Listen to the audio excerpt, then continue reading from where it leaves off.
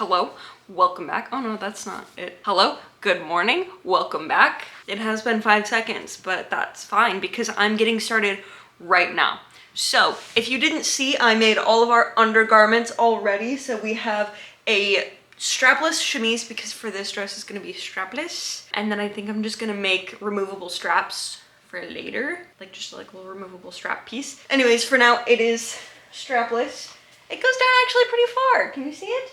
And then we have our corset, our 1860s gold corset, as well as our cute hoop skirt and our petticoat. So now we're gonna move on to fabric and fabrication. So this, for the most part, has been stuff that I have already owned. All of the fabric on this is stuff I already owned. I did buy some twill tape, some bias tape, and some corset steel.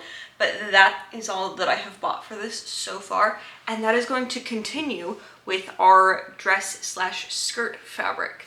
I'm actually feeling really lucky in that I randomly found about 6 yards of white organza, which is exactly what I want for this next step, because we're gonna have some fun with chemicals.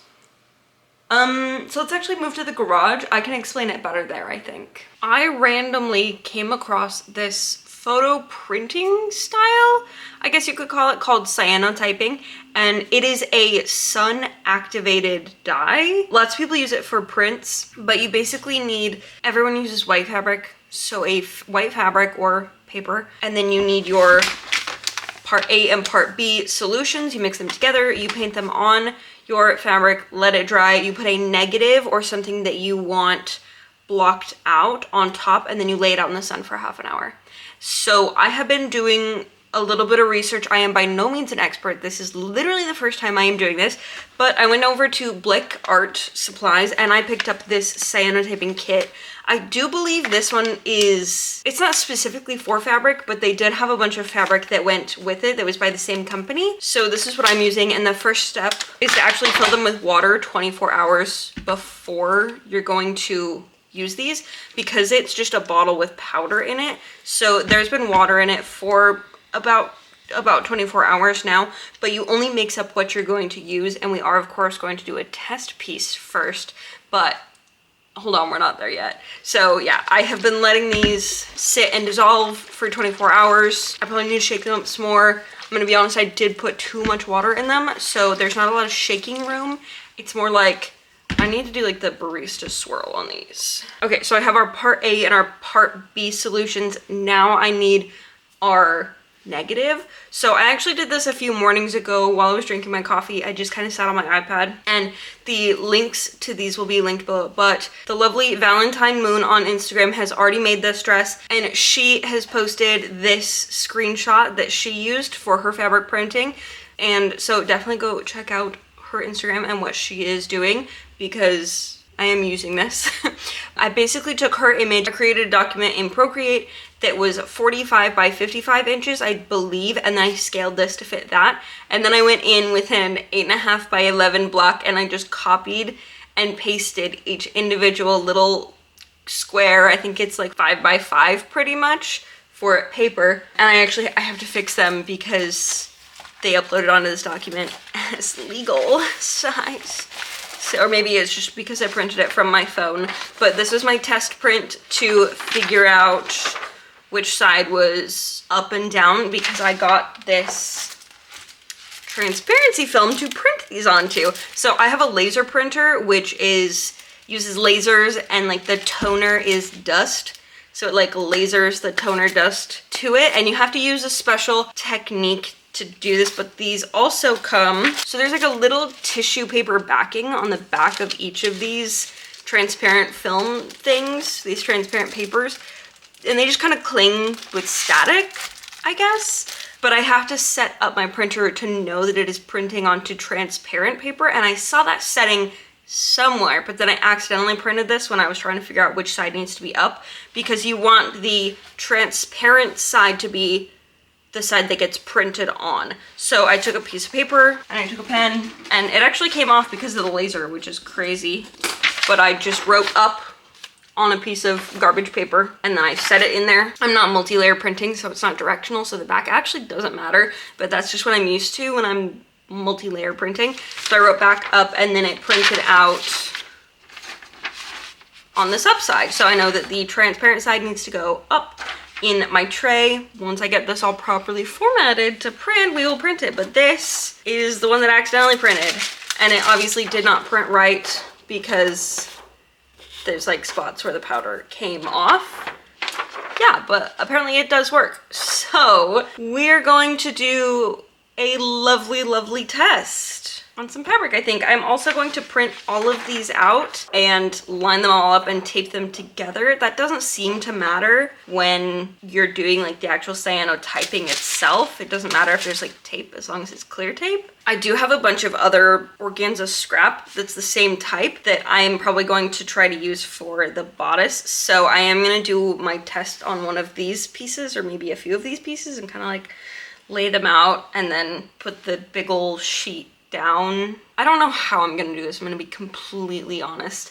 I probably need to work in sections, but I feel like that's gonna be really difficult. I have 6 yards of organza to do, and I just went in on the organza because I am cartridge pleating this. It can stay a rectangle, so I just went and I serged the ends of it, and I'm leaving the selvages on. I'm leaving it all together, and we're gonna figure out the rest of it later. There's also gonna be more dye that has to go on this, so I'm just gonna start printing out the clear ones and taping them together, and then we'll have fun with chemicals after that. When I was sectioning all of this image out into printable sizes, I made sure that everything was labeled very clearly on my end. So each row was labeled a letter, and then they were all labeled like 1 through 5. So it was much easier to figure out where they went.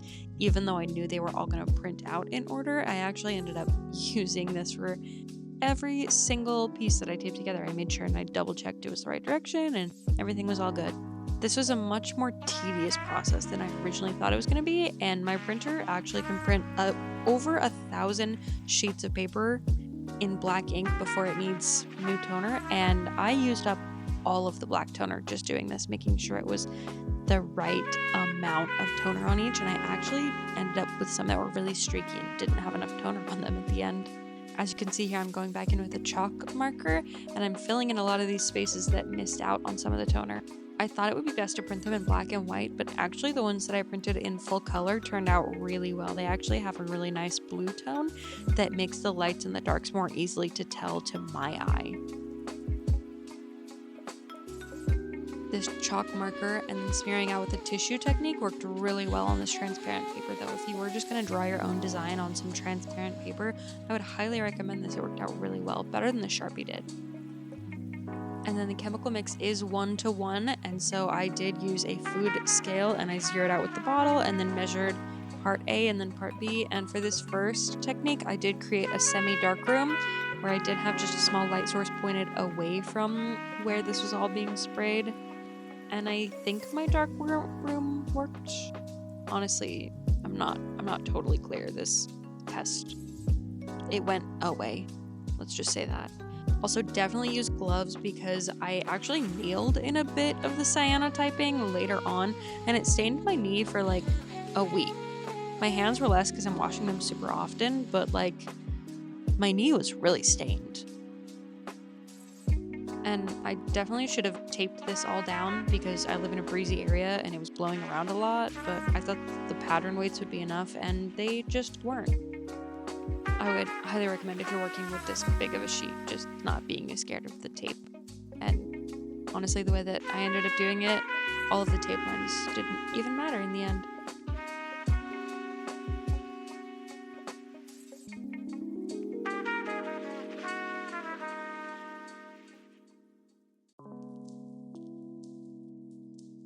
The packaging says to leave it for 3 to 30 minutes, so I let these ones sit for about 26 minutes, I want to say. It was hot that day. I wanted to get out of the sun.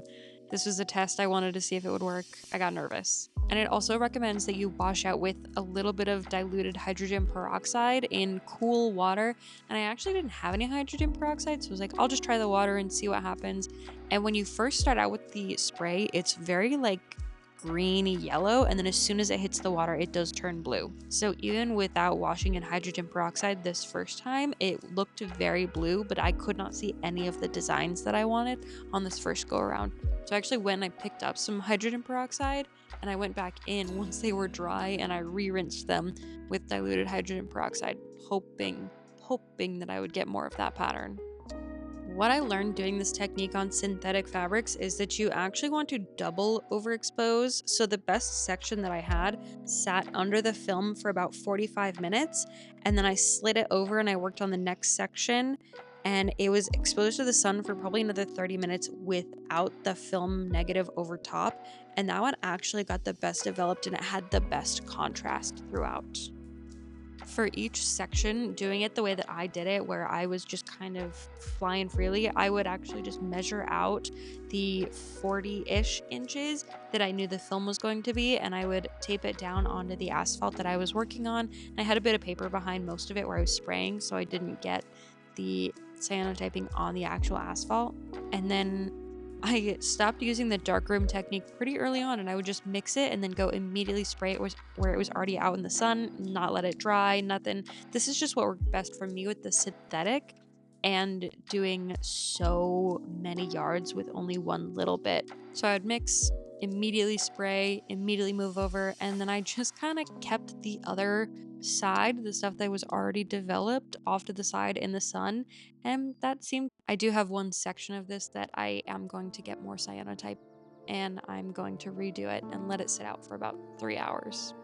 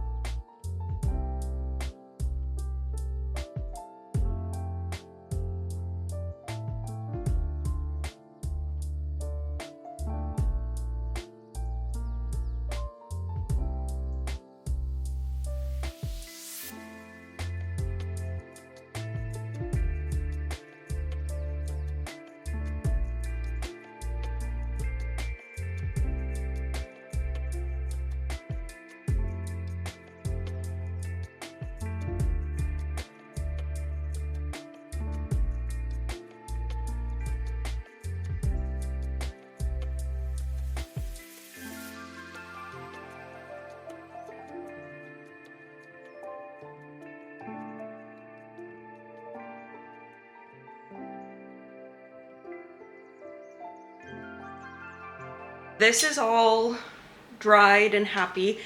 I did it very differently than I thought I was going to, because after the first one, literally midway through the first one, I was like, I feel like this is doing nothing. I feel like it's not right. So I'm just gonna do it not how the bottle says. But I ended up just mixing the fluid just out, like in a shady spot, but basically out in the sun. Like I didn't try to darkroom it at all. And that actually worked out for me, especially since this is a synthetic material. It's not gonna work as well. So this is the section that actually did the best. I don't even know if you can see it. I think you'll be able to see it a lot better over a dark skirt, but this section right here is like perfect. And I ended up just kind of spraying it on, not letting it dry, and just moving the thing along. Like my initial plan was to do it really intricately, like section by section, like let it process and then rinse it and then let it dry and then do the next. And then I was like, you know what, if I'm doing this incorrectly to start with, I might as well just like kind of go crazy and do it. And you know what, some of it did work and then some of it did not, especially because I wasn't rinsing it out in between.